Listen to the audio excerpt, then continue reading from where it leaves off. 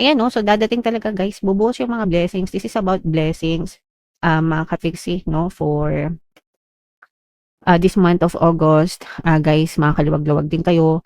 Liliwanag din, mga ka-pixie, yung inyong kalangitan, kumbaga. Especially kung may mga problema kayo or may mga struggles, magliliwanag din yan guys. And mararamdaman nyo rin yung pagbuhos ng blessings, mga ka-pixie. So ito'y biyaya, mga blessings guys, galing sa taas. Again, saluhin nyo, be receptive mga ka-pixie. Para maging receptive kayo, always magpasalamat.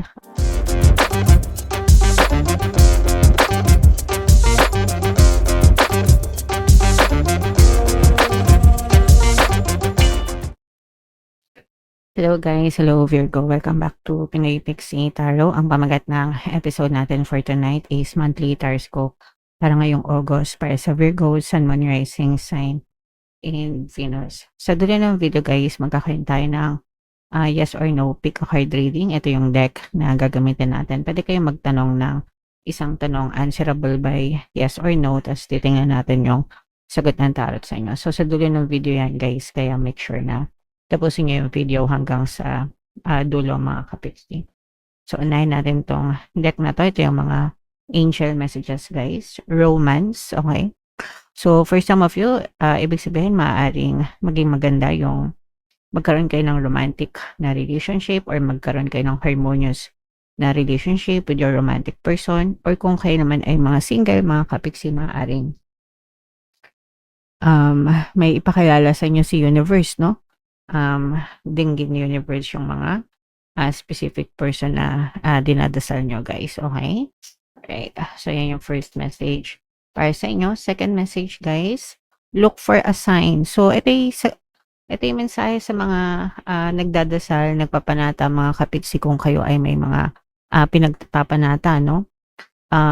Tingin-tingin kayo sa paligid nyo kasi baka mamaya sinasagot na pala kayo, no? May movement na pala, may mga signs na pala, tapos dinededman nyo pa.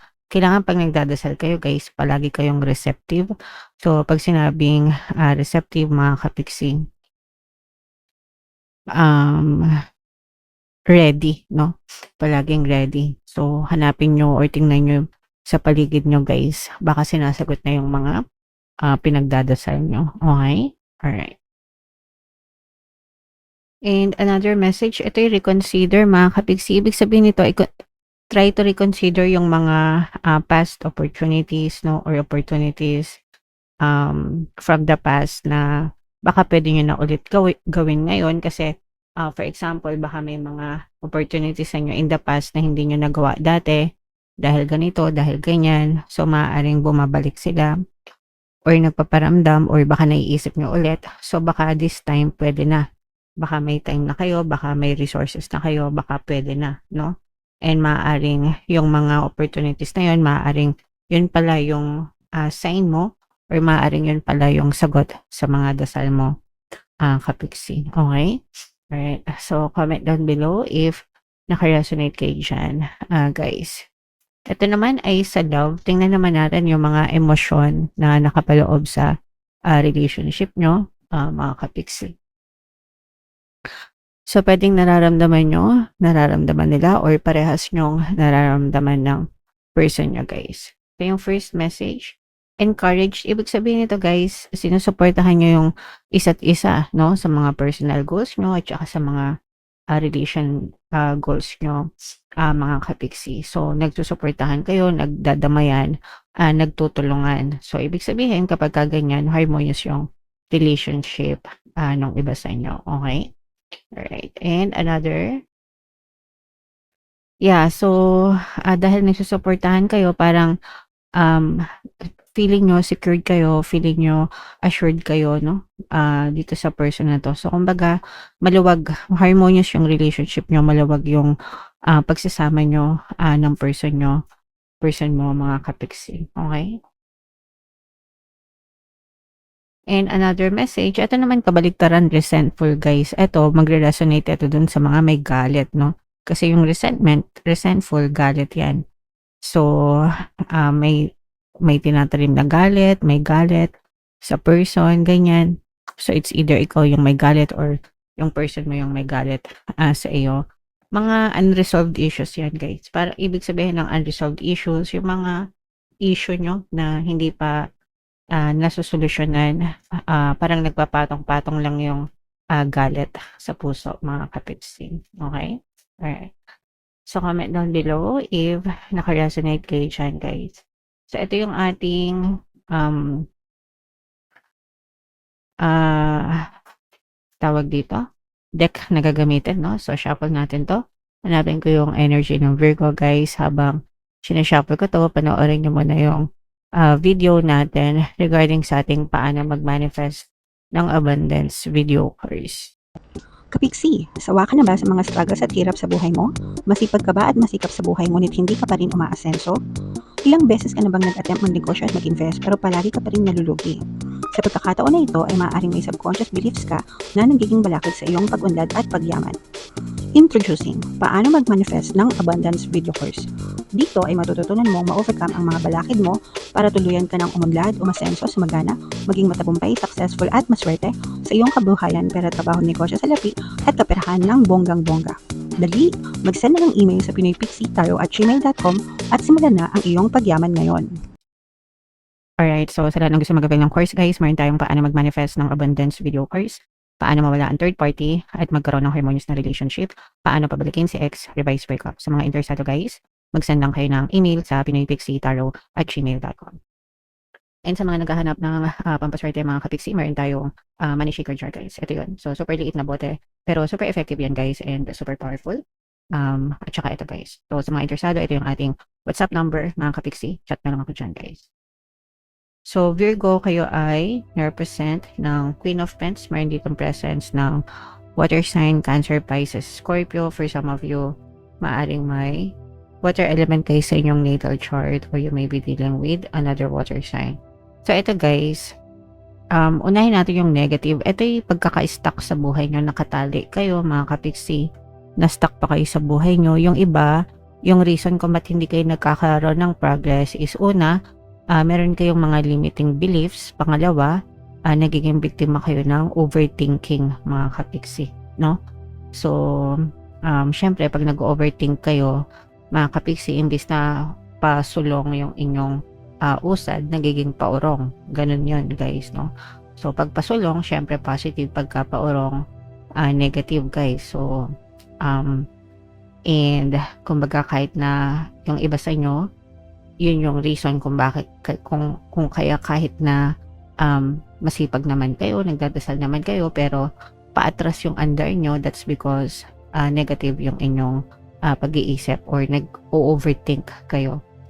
And trap kayo dyan guys, no? Ibig sabihin, malakas yung dominant, malakas yung habit na pag-iisip ng nega. That's why I always tell you na kailangan nyo mag-develop ng habit na pag-iisip ng positive every single day guys, hanggang sa masanay kayo ng masanay mga kapiksi. Hanggang sa makawala kayo dito sa pag-iisip ng nega, kasi yan yung nakakapagpahirap sa inyo lalo guys. Okay?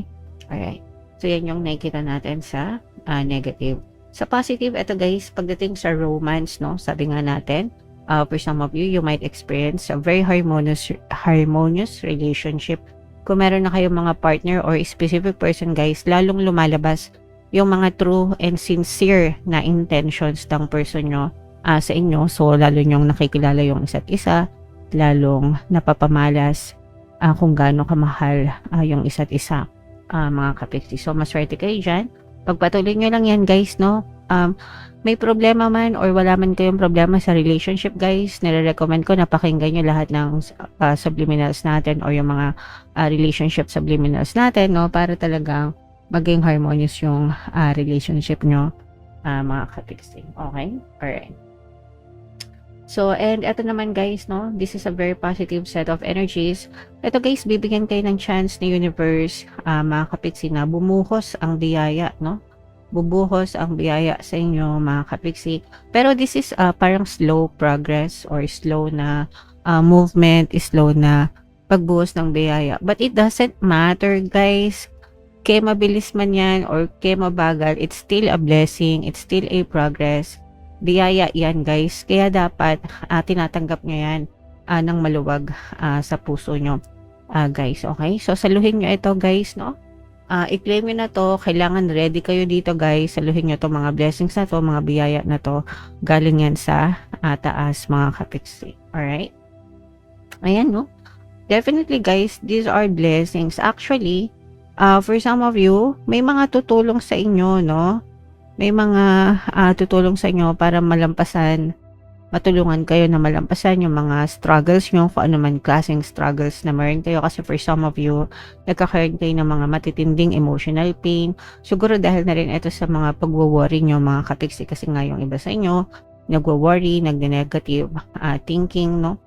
So, maaaring may makatulong sa'yo, may mag-advise sa'yo, may magsabi sa'yo ng ganito, ganyan.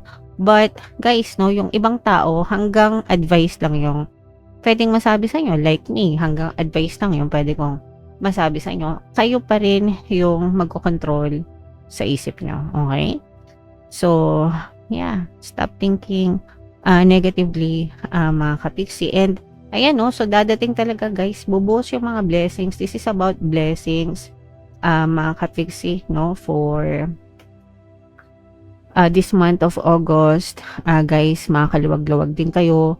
Liliwanag din mga kapiksi yung inyong kalangitan, kumbaga, especially kung may mga problema kayo or may mga struggles, magliliwanag din yan guys, and mararamdaman nyo rin yung pagbuhos ng blessings mga kapiksi. So ito'y biyaya, mga blessings guys, galing sa taas. Again, saluhin nyo, be receptive mga kapiksi, para maging receptive kayo. Always magpasalamat, always be grateful sa lahat ng blessings, no matter how big, no matter how small, mga kapiksi. Alright? Okay, so yeah, comment down below. I-main nyo na lahat yan guys, yung mga blessings, biyaya, pagpapala, no? Sa comment section, mga kapiksi. So ito yung ating yes or no, pick a card reading, huminga ng malalim guys, tapos itanong sa isip yung tanong na gusto nyong malaman, answerable by yes or no, and then pili kayo ng isang card, mga kapiksi. So kung card 1 ang napili nyo, ang sagot sa tanong nyo ay yes. Kung card 2 naman, ang sagot sa tanong nyo ay yes. And kung card 3, ang sagot sa tanong nyo ay yes. So puro yes naman yan mga kapiksi. Congrats sa inyo. Alright? So, comment down below if nakaresonate kayo for more tarot readings, guys. Ito yung playlist nyo. Ito naman yung ating success stories ng paano mag-manifest ng abundance video course. Panoorin nyo itong video natin, guys, about money shaker jars. Thank you for liking, sharing, and subscribing. See you next time, guys. I love you all. Have a nice day. Bye-bye.